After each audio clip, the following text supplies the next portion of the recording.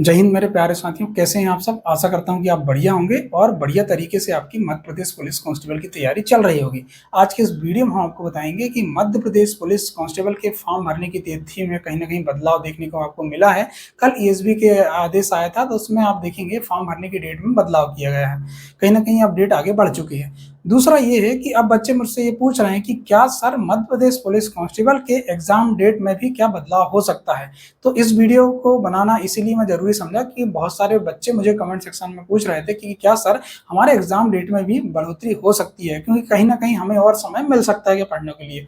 तो सबसे पहले मैं बता दूं आपको, कल जो आदेश आया था, तो कल आदेश में आपने देखे होंगे कि सबसे पहले आप जब फॉर्म भर रहे होंगे तो आपने देखे होंगे तो कैटेगरीज आपको देखने को मिलेगी। एक कैटेगरी आपकी मेल की, एक फीमेल की, अब तीसरी कैटेगरी जुड़ गई ट्रांसजेंडर की। मतलब आपने जो कल एक देखे होंगे आदेश, तो उसमें स्पष्ट लिखा हुआ था ये जो है फॉर्म भरने की तिथि सिर्फ और सिर्फ ट्रांसजेंडर वर्ग भरने के लिए है, और ट्रांसजेंडर वर्ग ही इसमें भर सकता है। आप लोग इसमें नहीं भर सकते, ना ही आप इसमें संशोधन करा सकते। मतलब केवल और केवल ये तिथि जो फॉर्म भरने की जो डेट आई है और संशोधन जो इसमें होना है, तो कहीं ना कहीं आप देखेंगे तो ये 16 तारीख से, आज के दिनांक से ट्रांसजेंडर वर्ग आप समझ सकते हैं, थर्ड जेंडर जिसको हम बोल सकते हैं। इन्होंने भी कहीं ना कहीं हाई कोर्ट में एक पिटीशन डाली थी कि हम भी कहीं ना कहीं एलिजिबल हैं, तो हमें भी फॉर्म भरने का मौका दिया जाए। क्योंकि आपने देखे होंगे फॉर्म भरने में, आपने कॉलम देखे होंगे, एक मेल का कॉलम आता है, एक फीमेल का कॉलम, तीसरा कॉलम को ऐड और किया गया है। मतलब कल ही Madhya Pradesh police ESB side में कहीं ना कहीं आपने देखे होंगे चेंज हुआ होगा, उसमें जो एक कॉलम और जोड़ दिया गया है ट्रांसजेंडर वर्ग। तो अब जो है ट्रांसजेंडर वर्ग भी फॉर्म भरेंगे। मतलब कहीं ना कहीं इनकी संख्या ज्यादा नहीं है, 2-4 हजार संख्या ज्यादा आपको इसमें मिलने वाली है। ठीक है, तो ये ट्रांसजेंडर वर्ग भी कहीं ना कहीं हाई कोर्ट गए थे, इनके पक्ष में फैसला आया था, और कल ही ईएसबी ने आदेश जारी किया कि आप कल दिनांक से, आज दिनांक से आप फॉर्म भरिए, और 29 तारीख जो है ट्रांसजेंडर वर्ग का जो है सर्टिफिकेट बनता है। देखो ट्रांसजेंडर वर्ग जो भी होंगे उनका सबसे पहले सर्टिफिकेट बनता है, तभी आप कहलाएंगे कि आप ट्रांसजेंडर वर्ग में आते हो। तो ट्रांसजेंडर वर्ग कहीं ना कहीं फॉर्म भरेंगे। तो आप देखेंगे 29 तारीख के ट्रांसजेंडर वर्ग के फॉर्म भरने की है। मतलब आप ध्यान दे सकते हैं कि 29 तारीख की लास्ट डेट है। तो आप ये दिमाग लगाइए, क्या 30-31 से क्या आपका परीक्षा स्टार्ट हो सकती है। आप भी दिमाग लगाइए, क्योंकि कहीं ना कहीं ये पूरा जो है फॉर्म भरने, जो भी 9-10 लाख लगभग फॉर्म भरेंगे लोग, तो 10 लाख का डाटा पूरा ईएसबी के पास जाएगा।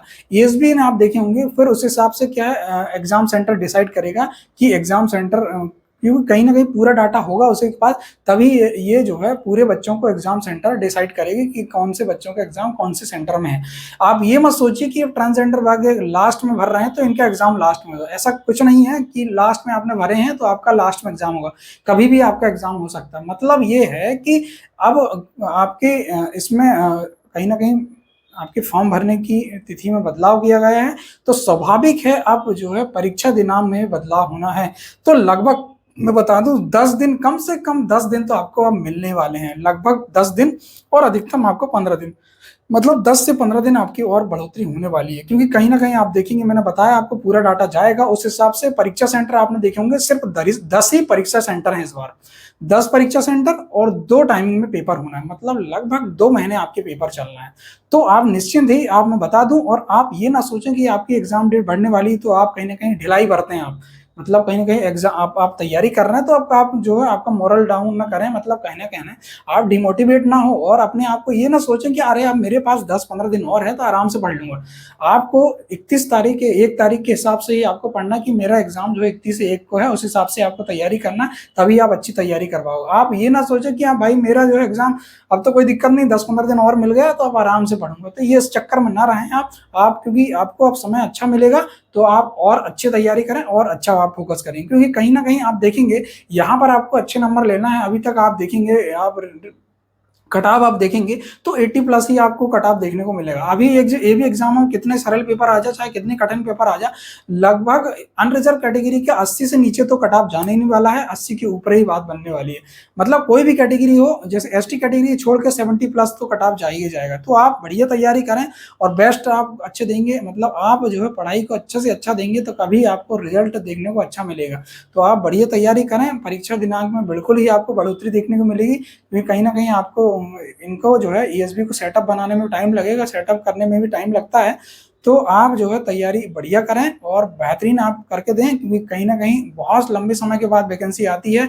ये वैकेंसी आपके हाथ से नहीं जाना चाहिए और आप बहुत अच्छे तरीके से तैयारी करें, डिमोटिवेट बिल्कुल ना हो, मॉक टेस्ट जरूर लगाएं और मैंने जो वीडियो डाला हूं वीडियो आप देखते रहें और इसके बाद फिजिकल के लिए मैं आपके साथ हमेशा बना रहूंगा। ठीक है दोस्तों, तो ये भी था वीडियो। जय हिंद, जय भारत।